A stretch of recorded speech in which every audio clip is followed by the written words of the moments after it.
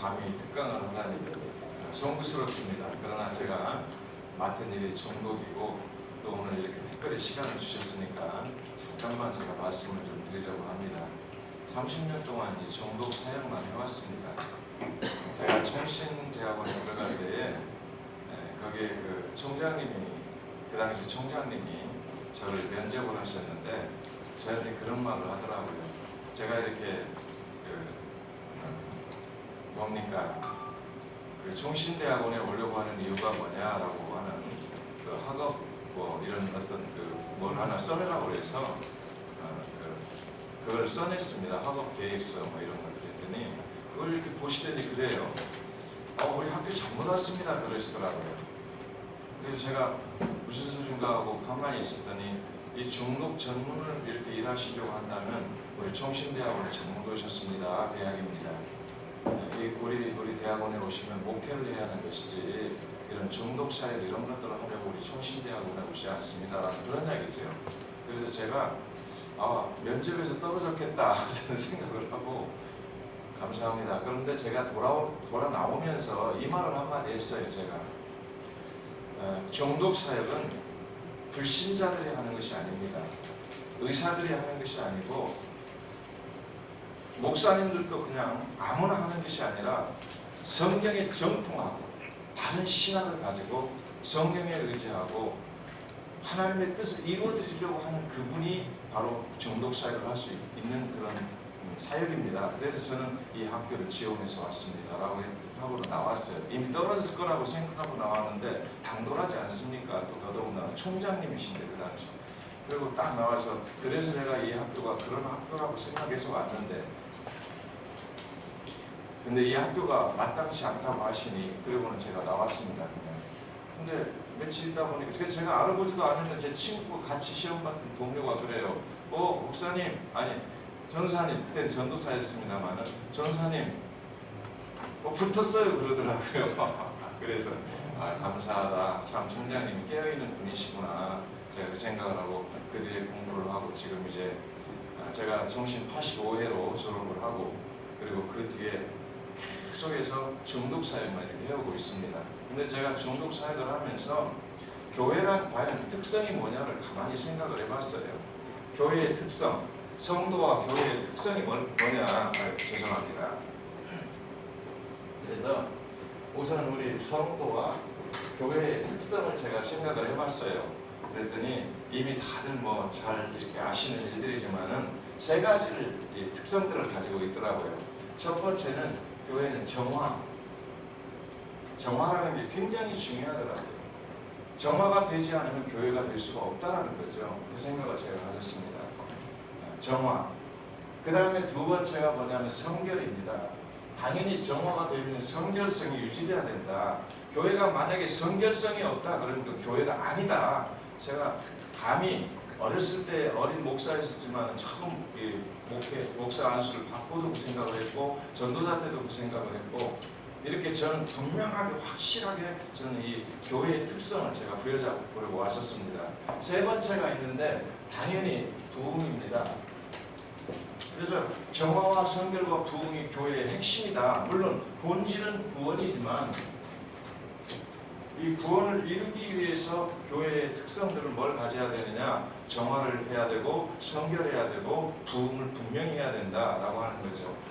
이 안에서 저는 이 정화와 성결, 부흥을 생각을 하면서 이런 부분들을 제대로 해야 되는 것이 바로 우리 성도들인데 성경에서 성도는 세 가지와 분명하게 구별돼야 된다라고 저는 배웠습니다. 오늘 우리 목사님께서 설교를 해주셨는데 그 에베소서 4장 말씀이 우리 금주 사역을 하는 데 있어서 가장 중요한 그 성경 구절입니다.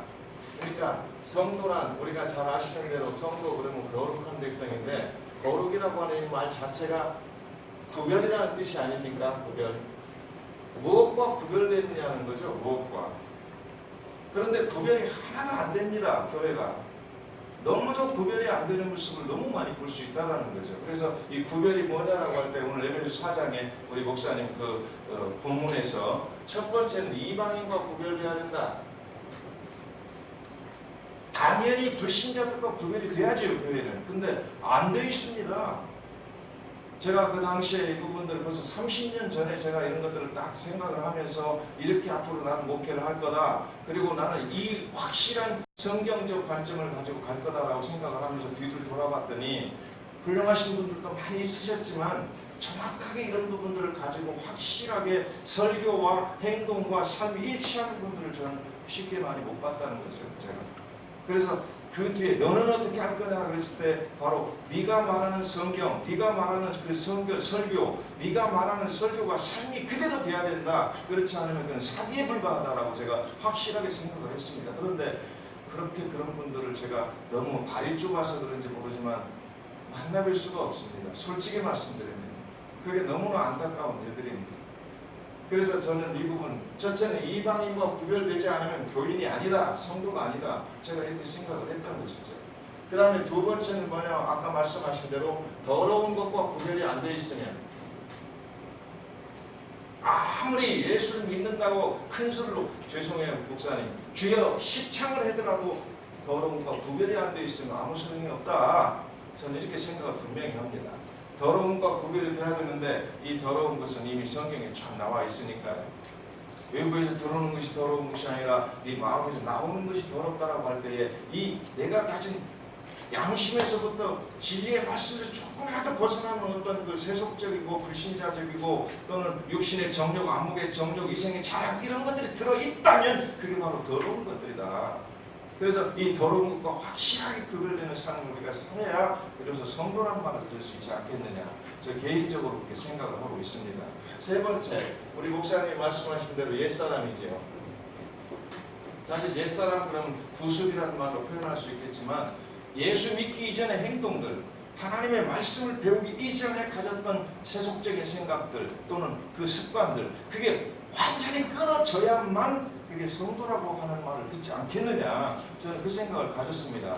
왜냐하면 성도라는 말 자체가 거룩한 백성이라는 뜻이기 때문이죠. 하나님께서 이 성도를 가리켜서 나의 성민이라고 말하는데, 나의 거룩한 백성이라고 말하는데 도대체가 이방인과 구별도 하나도 안 돼 있고 더러운 것과 구별 절대로 안 돼 있고 옛사람의 그 습관을 그대로 가지고 살면서 감히 성도라고, 교인이라고, 기독교인이라고 우리가 말할 수 있겠느냐. 저는 항상 제 자신을 이렇게 채찍질하고 살고 있습니다. 죄송합니다. 어르신들 이렇게 살고 계시는 분들이 계시는데 제가 그냥 이렇게 흥분을 좀 합니다. 왜 제가 흥분하는 이유가 있습니다. 이렇게 이방인과 더러운 것과 옛사람과 구별되지 않은 사람들이 바로 중독자들이기 때문에 그렇습니다. 중독자는 여기에 하나도 해당 사항이 안 됩니다. 교회를 어떤 사람을 만나보면, 중독자를 만나보면 그렇습니다. 나는 교회를 10년이나 다녔대요. 그럼 왜 정신병원에 와 있느냐 그러면 그래요, 그냥 병이라서 와 있다는 거예요. 병들어서.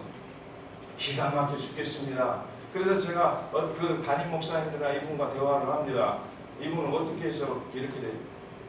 집사요, 권사요 이런 사람들인데 어떤 경우는 장로도 있습니다. 어떤 경우는 목사도 있습니다. 목사 사모도 있고요. 그래서 어떻게 해서 이렇게 됐습니까? 그랬더니 병이잖아요. 병을 어떻게 막아요? 그런데 중독이 병입니까? 성경을 한 번도 보지 않은 분들이 하는 말 같아요.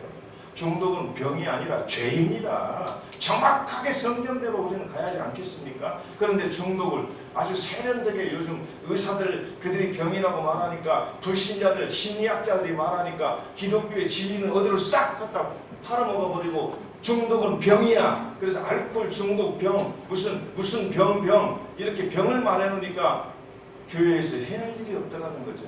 전부 어디로 갑니까? 불신앙자들 의사한테 다 보내야 하잖아요. 병이니까. 그들이 치료가 되는가요? 전혀 치료가 되지 않더라는, 되게 30년 동안 저는 현장에서 너무나도 이런 것들을 많이 보았던 거죠. 죄송합니다. 제가 흥분을 해서. 죄송해요. 저는 알코올 중독말만 하면 흥분을 해요. 용서하십시오. 생명을 걸고 가기 때문에 그렇습니다. 저는 아예 시작부터가 이 중독자들을 치유하는 것이 하나님 나라 확장하는 것이고 21세기 앞으로 선교 전략의 가장 탁월한 선교의 방법이고 전도의 방법이고 저는 이걸 확실하게 가지고 있기 때문에 이렇게 말씀드릴 수 있다는 거죠. 그래서 바로 이 중독자들이 이런 삶이 되는데요.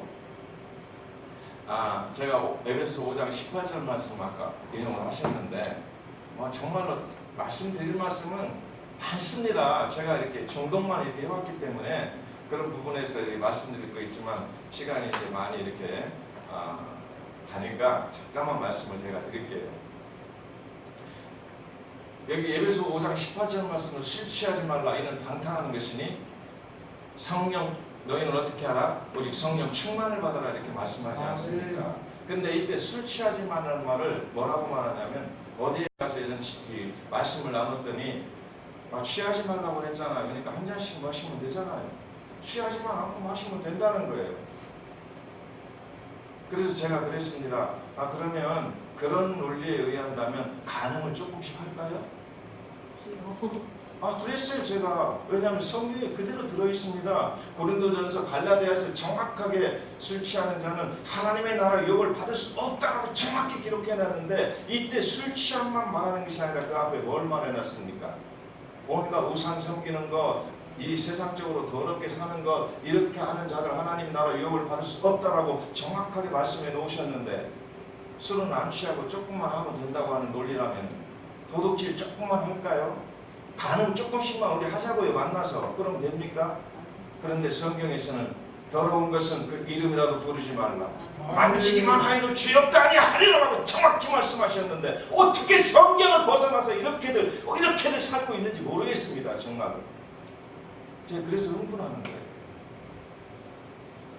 죄송합니다. 다시 잠깐만 정리를 하겠습니다. 그래서 성도가 적어도 음주한 행위는 죄다.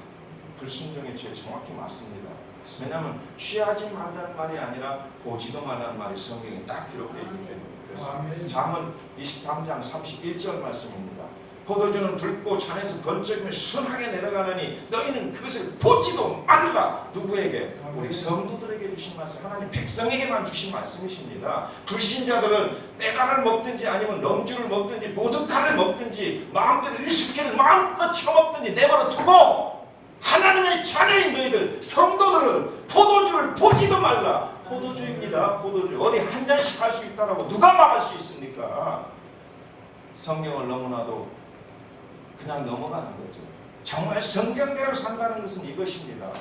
그래서 한 잔이 아니라 보지도 말아야. 근데 포도주는 저는 이쪽 전문가니까 제가 말씀을 드립니다. 중독 매개가 수도 없이 많습니다. 향정신성 이런 약물이라고 부르는 것인데 하나는 각성제 계통이 있고 억제제 계통이 있고 그리고 흥분제 계통이 있습니다. 환각제 계통이 이렇게 들어가는 건데 크게 세 가지예요. 앞으로 이제 제가 저에게 다음 주에도 특강을 주시나요? 그럼 이어서 할 겁니다. 그 다음에 그 월기총 때도 특강을 저한테 주신다고 그랬죠. 그때도 제가 계속 이어서 할 겁니다만은 이런 말씀들을 드릴 겁니다. 왜냐하면 너무나 모르셔서 그런 경우가 많이 있으시더라고요. 그럼 이걸 성경대로 제대로 이야기한다면 다 아멘 하시더라고요. 근데 모르셔서 그런 분들이 있어서 제가 이 모르는 것들을 좀 알려드리고 싶어서 제가 이렇게 제가 그 특강을 요청하셨을 때 그리고 순종을 합니다만은 그겁니다. 그래서 바로 이 성도가 술을 마시는 행위는 많이 마시고 적게 마시고가 아니고 바로 마시는 자체가 하나님의 말씀을 거역하는 죄다.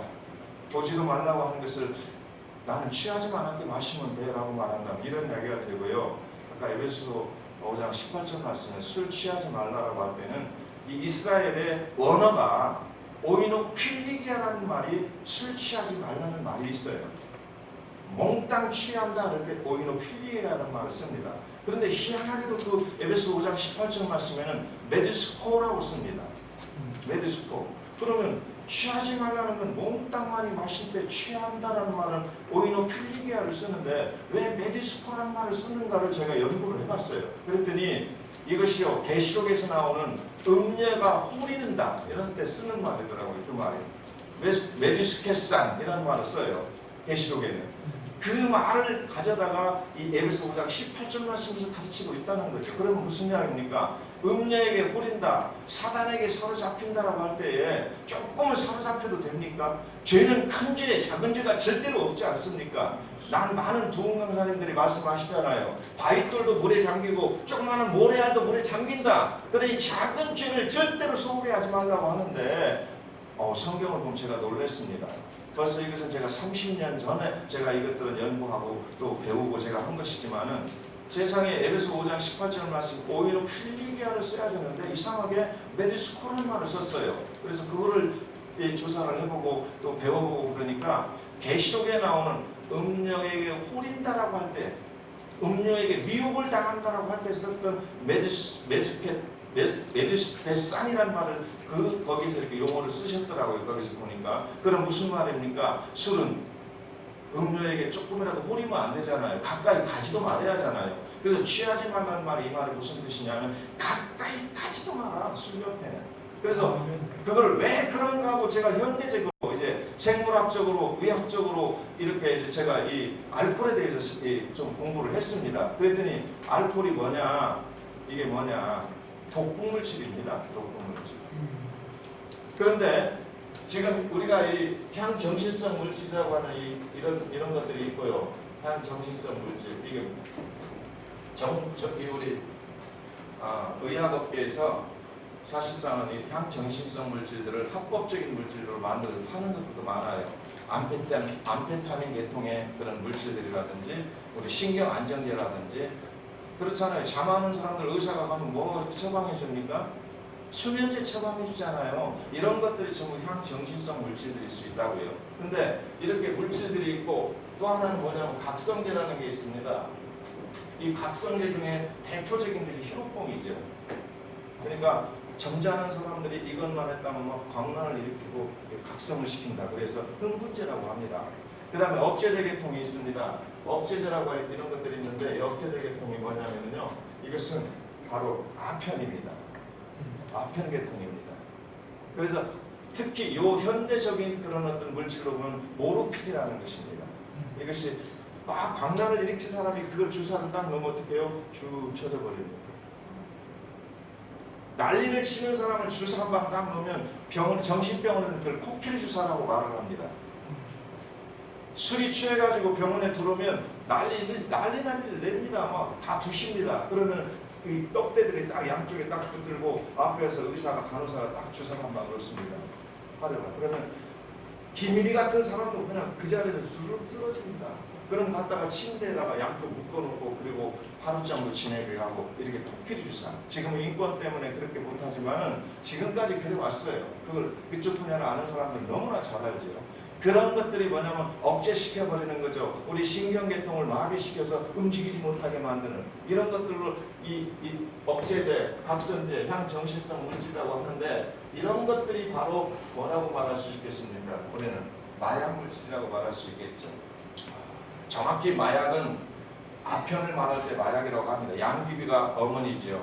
양귀비로부터 아편이 나오고 아편에서 10분의 1 정도가 모르핀 성분이 있고 모르핀에서 그걸 무수초산을 가미해서 또 만들면 헤로인도 나오고 막 이렇게 다양한 지금 현대에 가득 차 있는 세계에 가득 차 있는 마약들이 다 그렇게 만들어지는 거예요.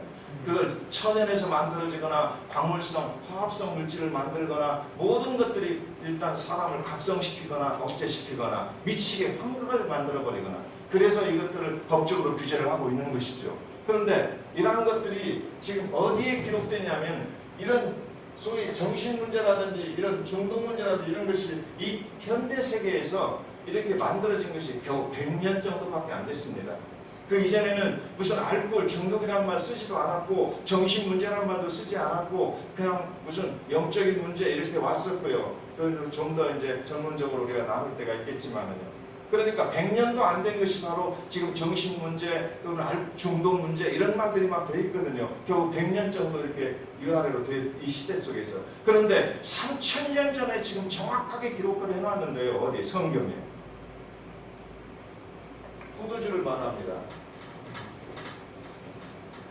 포도주는 불꽃 산에서 번쩍이며 순하게 내려가나니 너희는 그것을 보지도 말라. 딱 했을 때 이 포도주가 그냥 포도주를 말하는 게 아닙니다. 성경에서는 앞으로 현대 사회가 되든 종말의 때가 되든 아니면 그 시대에도 마찬가지고 모든 중독물질의 대표성을 띠고 우리 하나님께서 보지도 말라고 한 겁니다. 대표성.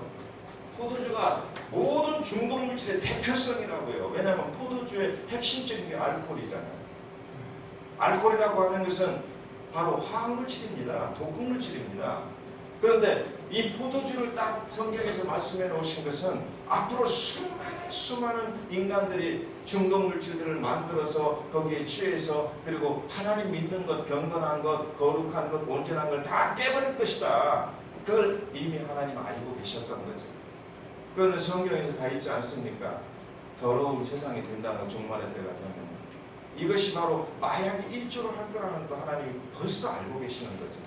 그래서 그 마약을 시작으로 하는 대표적인 물질이 그 당시에 포도주입니다. 그 포도주를 보지도 말라고 정확하게 기록해 놓은 거죠. 그런데 그것들을 성경을 그렇게도 많이 보면서 다 무시해버리고 있다는 거죠. 잠언 23장 바로 31절 말씀입니다. 근데 잠언 23장 바로 이 말씀 29절에서 35절까지 말씀 제가 다음 주에 강의를 할 겁니다. 다음 주에 오시면은 거기 보면은 현대 이 정신과 의사들도 그렇게 정확하게 진단할 수 없습니다. 이 중독물질에 대해서. 근데 지금 3,000년 전에 그것이 기록됐다. 그걸 어떻게 우리가 무시할 수 있겠습니까? 저는 그것을 깨닫고 제 생명을 갖고 우리 교회의 정화운동, 성교운동, 부흥운동이라는 것도 그냥 부흥, 숫자적인 부흥이 아니죠. 당연히 우리 세상 사람들을 구출해서 그들을 교회 안에 데리고 와서 그들이 구원을 얻게 하지 않겠습니까? 전도하는 일이지 않겠냐고요. 이것들이 바로 우리 중독 문제를 통해서 21세기 지금 교회가 전도 안 됩니다. 어디에 가서 전도 주시면 미친 사람 취급받습니다. 세상으로 말미암아 그야말로 성경에 있는 대로 소금이 마치 일어서 사람들이 짓밟고 다니는 이 시대가 됐지 않습니까? 그런데 중독은요. 저는 가만히 사무실에 앉아서 어느 나라 대사가 저한테 찾아옵니다. 대학을 졸업하신 분들, 동네 유지들, 그야말로 어떤 사장들 이런 사람들이 저한테 찾아옵니다. 저는 가만히 앉아 있습니다. 이 무식한 목사인데도 정말로 저는 파출소 순경 하나 백도 없는 사람입니다. 제가 그래서 우리 지금 정 목사님 그냥 정말 막 저에게는요 이렇게 관심을 가져주신 분이 없으셨어요. 저에게는. 근데 이렇게 관심을 이 하찮은 일에 관심을 가져주셔서 저는 천국만만 얻은 것 같은 거예요. 그런데 저는 가만히 앉았어도 대사가 옵니다. 그 훌륭하신 그런 분들이 옵니다. 얼마 전에는 박사님 두 분이나 여기로 왔었어요. 공학 박사님들. 왜 왔냐 했더니 나 같은 사람한테 왜 왔습니까 그랬더니 내 아들 때문에요. 아들이 중독이 돼서 정신병원을 가도 고쳐지지 않고 무슨 심리 상담을 그렇게 많이 받아봤는데도 안 되고 무당을 불러서 구술했는데도 안 된다. 그런데 정말로 이제 뭐 물에 빠진 사람 지푸라기로 잡는 사람 치고 근데 목사가 뭐 할까 솔직하게 그리고는 왔습니다. 이 말을 하는 사람이 있었어요. 뭐 의사도 못하고 심리학 박사도 못하고 뭐 이런저런 사람들도 못하는데 기껏 내가 목사님이 이렇게 그 사람들이 찾아올 때 그냥 안 찾아오잖아요. 항상 정보를 보고 프로필을 보잖아요. 보아하니 제대로 된 박사 하나도 갖고 있지 않는 사람인데 의사도 아니고 이런 목사 하나 내가 찾아가서 뭐 할 거냐 그러면서도 그래도 안 가봤으니까 한번 가서 봐야겠다 그리고 왔다는 거예요. 굉장히 솔직한 분이더라고요. 그분들이. 근데 그분 아들이 여기 와서 3주 저희한테 딱 교육받고 직장을 잡아서 나가고요. 중독자. 이런 일들이 지금 우리나라에도 수많은 명을 저는 증인으로 세울 수 있습니다. 지금 우리 교회 여기서 모이는 사람들만 해도 지금 전부 다 100%가 바로 그런 사람들이 고쳐져서 모이는 사람들이고요. 근데 이게 뭘로 했다? 오직 복음으로. 살아계신 하나님의 말씀으로. 히브리서 말씀하신 데 저는 확실히 믿었습니다. 하나님의 말씀을 살았고 운동력이 저희 나신 어떤 것보다도 예리하여 혼과 영과 및 관절과 골수를 찔러 고친다라는 말씀을 이 말씀이 있는데 무슨 심리학입니까? 무슨 철학이고 무슨 의학입니까? 그것들은 일반 은총 가운데 우리가 조금 이렇게 뭔가 참조할 만한 것들은 되지요. 그게 주교자가 되서는 안 되지 않습니까? 우리 성경이 천지를 창조하신 하나님의 이 말씀이 주 교재가 되고 그런 심리학이든 철학이든 아니면 인본주의 그런 어떤 과학이든 이런 것들 수학을 근거로 해서 최고의 학문들을 만들어갔던 수세는 그런 학문들 그것은 우리가 좀 참조할 정도만 되면 되지 않겠습니까? 근데 그것이 뭡니까? 주객이 전도돼서 심리학이 핵심이 되고 우리 성경 거기다 붙이든 말든 붙여주면 자기들이 좀 봐주는 것이고 안 붙여도 그만이고 이런 지금 기독교가 됐다는 것이 저는 통탄한 일입니다.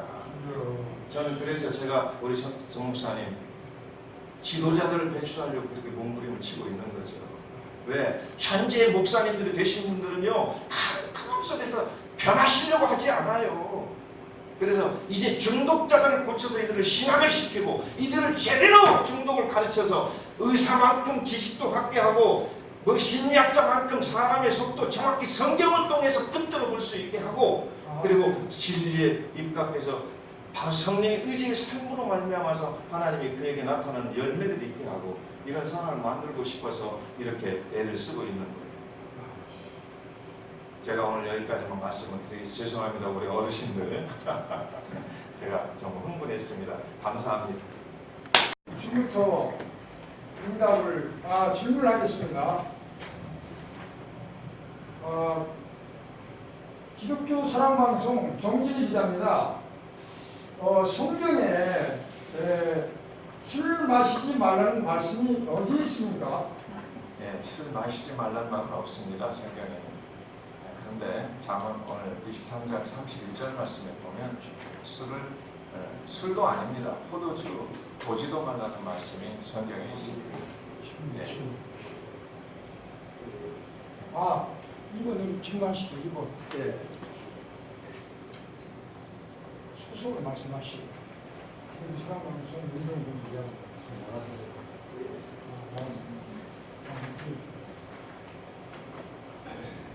제가 2번 질문은 돌발 질문을 하겠습니다. 돌발? 그냥 우선 그 있는 거 하시고 나중에. 네. 참으로 좋은 사역을 하시는 것을 인정하겠습니다. 그러나 이 사역이 지속적으로 되기 위해서 자기와 같은 후진 양성을 할 계획에 대해서 말씀을 좀 해주시기 바랍니다. 예, 후진 양성이요. 지금 현재 이제 그 중독자들을 치유시켜서 그 사람들을 잘 훈련을 시키고 그들을 중독 전 목회자를 만들기 위해서 지금 저희들이 이렇게 조그맣게 운영하는 학교도 있고요.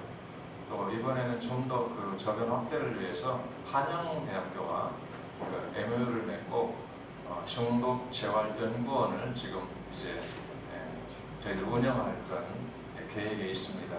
그렇게 해서 진짜 현장에서 중독으로 고생받았던 그 사람들과 그 가족들, 그들을 지도자들을 만들어서 다시 또 재생산해내는 기독교의 제자화라고 하는 그런 어떤 입장에서 이렇게 하고 있습니다.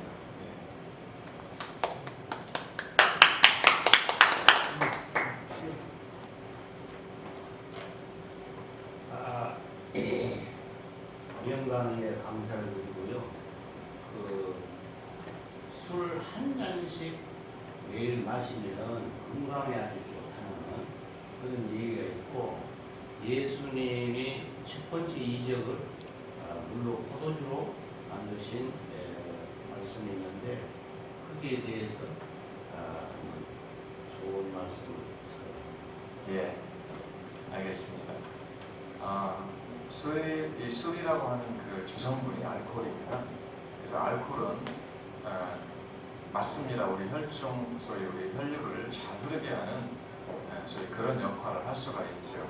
그러나 그렇게 좋은 것이 예를 들어서 사라면 칠은 그 알코올이라는 성분이 동물로 작용을 해서 우리 뇌세포를 녹인다든지 아니면 우리 신경세포들을 녹이는 일을 합니다. 그러니까 삼을 좋다고 우리들이 마시면서 칠을 만약에 나쁜 쪽으로 그 영향을 미친다면 얼마나 큰 손실이 되겠습니까? 그렇게 간단하게 좀 답변을 드리고요. 그 다음에 예수님께서 요한복음 그 2장에 나오는 가나 혼인잔치 제가 하나 대신 묻겠습니다. 예수님이 만드신 그때 그 포도주가 새 포도주인가요? 묵은 포도주인가요? 새 포도주입니다. 새 포도주가 맞습니까? 네. 그렇다면 성경상의 새 포도주는 알코올 성분이 0.1%도 없어야 됩니다. 왜냐하면 새 포도주가 맞다면 바로 포도를 따서 쫙 짜면 그게 즙이 되죠. 그걸 새 포도주라고 말을 했습니다. 오이노스라고 말을 합니다. 그래서 그 오이노스, 그 새 포도즙을 가져다가 그들은 음료로 사용했기 때문에 가죽 부대에다 넣어서 잘 보관을 해둡니다. 그럼 보관을 하면 약 7도에서 10도까지 자연 발효가 되어지고 그래서 바로 그게 술이 되어집니다. 그런 측면에서 마이크 잘 안 들립니까? 아주 잘 들리는데 예. 질문을 계속 그래서 예수님께서 만드신 그 오이노스가 오래 묵은 포도주냐 아니면은 새 포도주냐라는 것을 이해에 따라서 오래 묵은 포도주 같으면 독주가 될 겁니다. 그러나 새 포도주라고 분명히 지금 만들었으니까 상식적으로도 그게 새 포도주라고 우리가 말할 수 있다면 그 안에는 알코올 성분이 없어야 맞는 것이죠. 저 이렇게 답변을 대신하겠습니다. 잠깐만 지금 김봉영 목사님부터 이 마이크를 들고 여기서 질문을 해야 이 질문 그 음성 앞에서 너무 질문도 잘해주시고 답변도 너무 잘해주셔서 너무 감사하고 이해가 됩니다.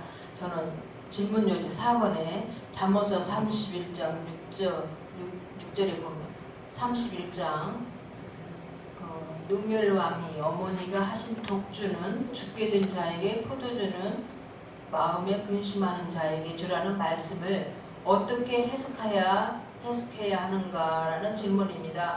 예, 저는 그래서 다른 성경을 통해서 답변을 드리겠습니다.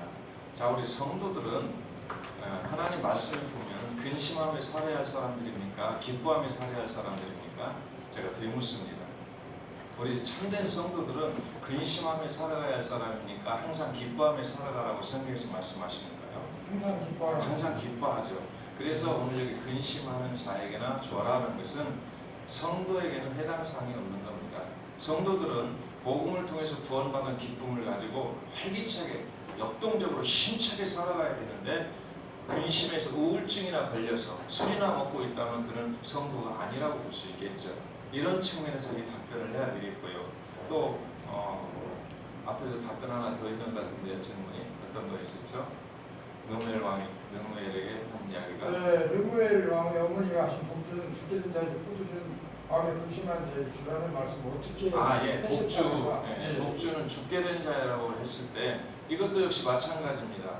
우리 하나님의 사람은 예수 그리스도를 믿고 난 뒤에 소생된 사람들이죠. 죽을 자가 아니라는 거죠. 그래서 여기 죽을 자나 근심하는 자라고 하는 이 말은 우리 성도들하고 관계없는 자라고 우리는 봐야 될 것입니다. 성도들은 소생되어서 힘차게 생명력을 가지고 사는 사람들이고 항상 기뻐하며 감사하며 살아갈 사람들이니 술 가지고 그것 가지고 우리가 살게 되고 위로를 받고 한다는 것은 불신자들이나 하는 것이다. 저는 이렇게 대답을 이렇게 말씀을 드릴 수 있겠습니다. 혹시 목사님 답변이 됐는가요? 예. 김철민 목사님.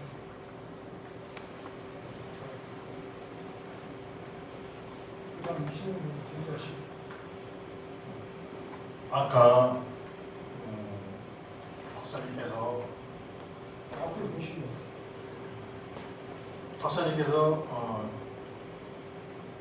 요한복음 2장에 대해서 말씀하셨는데 다시 한번 묻겠습니다. 예수님께서 어떻게 그를 포도주로 만드셨고 어떻게 해야 되는가를 우리에게 알고 싶습니다. 뭐 예수님께서 당시에 그 혼인 잔치에 가셨을 때에 그곳에 이제 포도주가 다 떨어졌다. 그래서 어머니가 그 하인들에게 가서 예수님께 이야기를 해라. 이렇게 해서 예수님께 하인들이 와서 이야기를 합니다. 그러니까 예수님께서 어떻게 하셨냐면 그냥 물을 퍼다가 항아리를 채워라. 그 안에 무슨 누룩을 좀 넣어서 이렇게 만들어라 이런 것도 맹물 그야말로 생수를 퍼다 항아리를 채워라 이렇게 말씀하셨습니다. 그리고 그걸 떠다 주어라. 그 안에는 어떤 묵은 포도주라든지 아니면은 뭔가 술을 만들 때 쓰는 그런 어떤 그 재료들이 들어갔다라고 절대 볼 수가 없는 것이죠. 그렇다고 보면 바로 예수님이 만드신 것이 새 포도즙이 맞아야 된다는 거죠. 그렇게 말씀을 이렇게 드리겠습니다.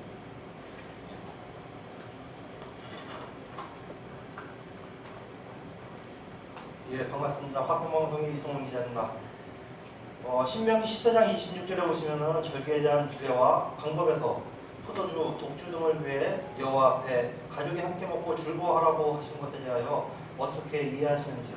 예, 그 부분은 좀 길게 좀 설명을 드려야 하는데 오늘 그렇게까지는 할 수 없고요. 간단하게 제가 말씀을 드리겠습니다. 이 세상에 세 가지 교회 내에 기독교회 내에 세 가지 음주에 대한 어떤 이론들을 갖고 있는 사람들이 있습니다. 첫 번째는 적당론입니다. 적당하게 술을 마셔도 교회에 나오면 상관이 없다.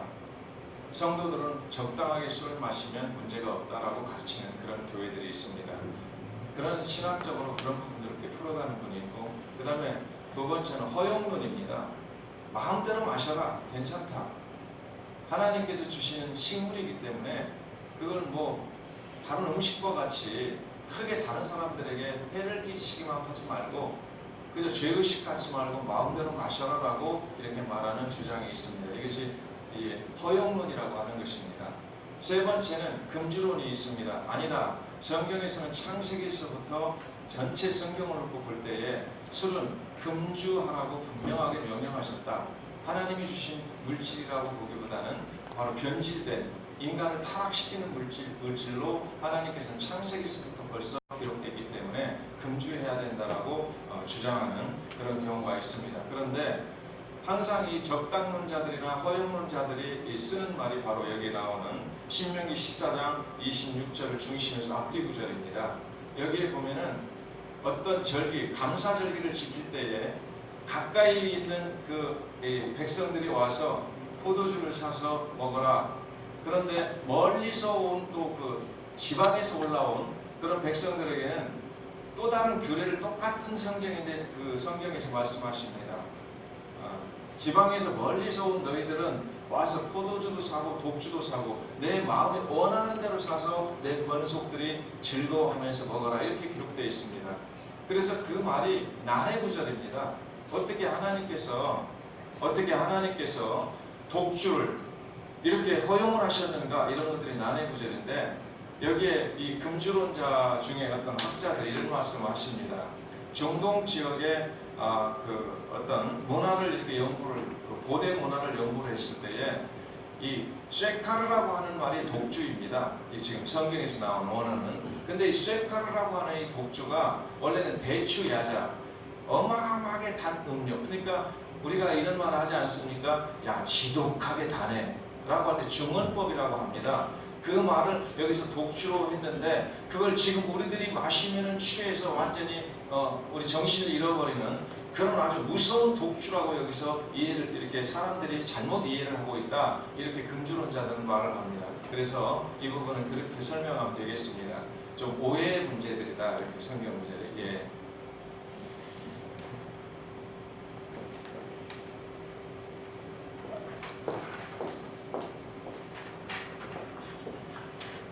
안녕하세요. 반갑습니다.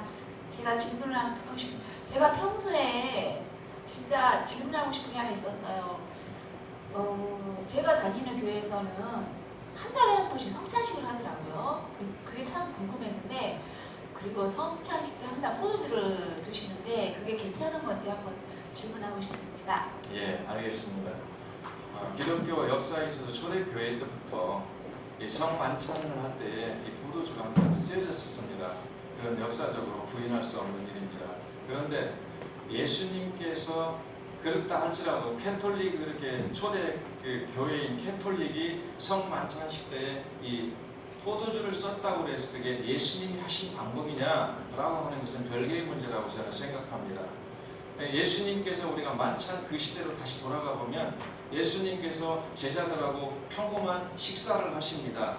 그런데 이제 평범하지 않은 것은 그 다음에 당신이 이제 십자가에 죽으실 그 전에 지금 식사를 하시니까 최후의 만찬이라고 하지 않습니까? 그때 그들에게는 당연히 있는 음료가 있습니다. 빵을 먹으면 음료를 마셔야 하니까 거기 준비되어 있는 것이 어쩌면 적포도주일 수 있습니다.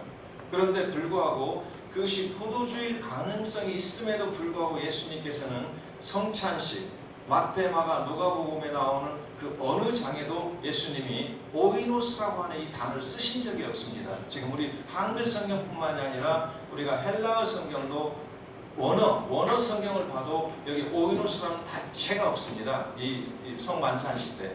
그런데 이때 뭐라고 이렇게 예수님께서 말씀하시냐면 이 잔을 가져다 너희들이 나누라 라고 말씀하시고, 이때 이 잔이 포테리온이라는 말인데 오이노스라는 말이 쓰실 수도 있음에도 불구하고 그 말을 쓰시지 않았던 것은 틀림없이 의도적이셨다. 저는 이렇게 봅니다. 왜냐하면 예수 그리스도의 거룩한 피, 구원을 이루는 그 피가 지금 먹고 취하면 개가 되고 먹고 취하면 그야말로 할아버지도 몰라본다는 이런 술을 가져다 놓고, 예전에 그런 말 있지 않습니까? 포도주 먹고 취하면 할아버지도 모른다는 말을 우리 이 어른들은 아마 알고 있을 겁니다. 그런 술을 갖다가 야, 이게 내가 너희들 생명을 주는 나의 피다, 이걸 마시라, 이렇게 했다면은 예수님의 속성도 맞지 않고 신학적 속성도 맞지 않고 구원의 역사에서도 그건 맞지 않고 기독교의 경건성에도 맞지 않고 어디에도 그걸 그렇게 붙일 만한 근거가 성경에는 없는 것이죠. 근데 정말 중요한 것은 그 성경 그 자체가 오이노스, 포도주라는 말이 단어가 단 한마디도 나오지 않는다는 겁니다. 예수님 성만찬식 그 사건 속에서.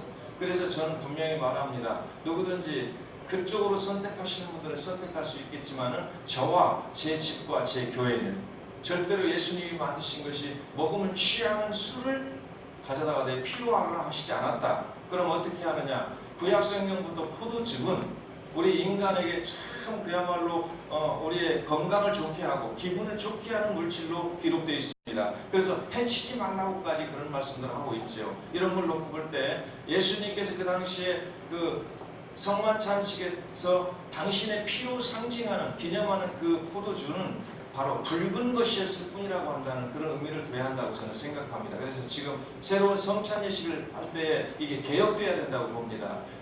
작년에 이렇게 술을 담궈서 1년이 되면은 알코올 성분이 생깁니다.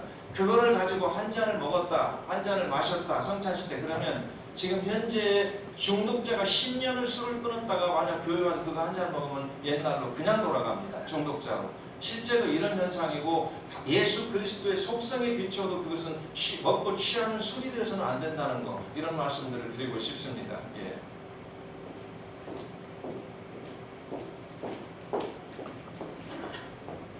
디모데전서 5장 13절에 보면 스승인 바울이 자기 제자 디모데에게 포도주를 조금씩 쓰라 하는 그런 말씀을 하십니다. 그것을 어떻게 이해해야 되는지죠?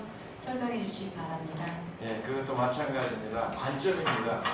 디모데의 관점에서 생각하느냐, 바울의 관점에서 생각하느냐, 이거는 선택권입니다. 여기 계시는 여러 우리 목사님들께서 나는 바울의 관점이다 그러면 금주를 확실히 하실 거고요. 나는 디모데의 관점이다 그러면 확실히 금주를 하실 거고요. 나는 바울의 관점이다 그러면 약주는 한 잔씩 하시겠죠. 이렇게 되는 겁니다. 왜냐하면 이 성경에 보면은 디모데가 비위에 나는 병이라고 했습니다. 그런데 이 당시에 단반약, 소위 말하면 그 민간요법에 의해서 이 디모데가 가지고 있는 그 병은 포도주를 조금씩 먹으면 완화가 되었던 그런 병이 맞습니다. 그래서 사도 바울이 하도 답답하니까 디모데야, 네가 나는 그 비위에 나는 병 가지고 이렇게 고생하느냐, 지금 모든 사람들이 하고 있는 단반약을 써라, 이렇게 말씀한 거죠. 지금 그러니까 포도주를 조금씩 써라 이렇게 말을 합니다. 근데 포도주를 조금씩 쓰라고 할 때에 바로 이때 뭐라고 말하냐, 앞에서 이 말이 있습니다. 성경을 읽어보면 물만 마시지 말고라는 말이 있습니다. 자, 그러면 디모데가 이제 어린아이가 아닙니다.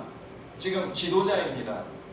그리고 주변의 환경과 조건을 모르는 사람이 아니었을 것입니다. 우리가 우리를 보면 알지 않습니까? 우리 목사들은 젊은 사람이라도 상당히 식견들이 주변 그 어떤 사회적인 거나 민간적인 거나 식견이 다른 사람보다는 많이 가지고 있는 사람들이잖아요. 이런 걸로 볼 때 디모데는 당시에 민간요법으로 세상에서는 바로 자기가 같은 병을 가지고 있을 때 그걸 이겨내기 위해서 포도주를 조금씩 마셨다는 걸 알고 있습니다. 그런데도 디모데는 물만 마셨던 사람이다라고 정확히 기록되어 있습니다. 그래서 이것을 바울의 스승의 입장에서 너무 안타까우니까, 야 디모데야, 그렇게 물만 마시지 말고 저 사람들이 쓰는 그 단반력을 쓰라니까, 이런 의미에서 받아들여야 되고, 그럼에도 불구하고 이 디모데는 물만 마셨던 사람이다. 그럼 그 신앙이 어디서 생겼느냐? 외조모 그리고 어머니 윤희계에서 배운 신앙이 절대 술은 한 방울 해서는 안 된다는 것을 바로 배웠다라고 저는 확신합니다. 예, 대답이 되는지 모르겠습니다. 다음 수송 말씀해 주시죠. 수송 시험교회 세움교회 진도 여성교육원 원장입니다. 서울 한영대학 중독재활연구에 대해서 설명해 주시면 감사하겠습니다. 그거는 그 시간이 없으니까 우리 보도 자료가 있을 겁니다. 거기 보면 자세히 나와 있습니다. 그래서 9번과 10번은 생략했으면 좋겠습니다. 그 10번 아니, 간단하게 질문을 이소진 지금 강사님이 질문을 하시는데 그 질문하고 간단하게 뭐 말씀을 해주시면 9번, 10번은 그렇게 할까요? 우리 한영대학교와의 시작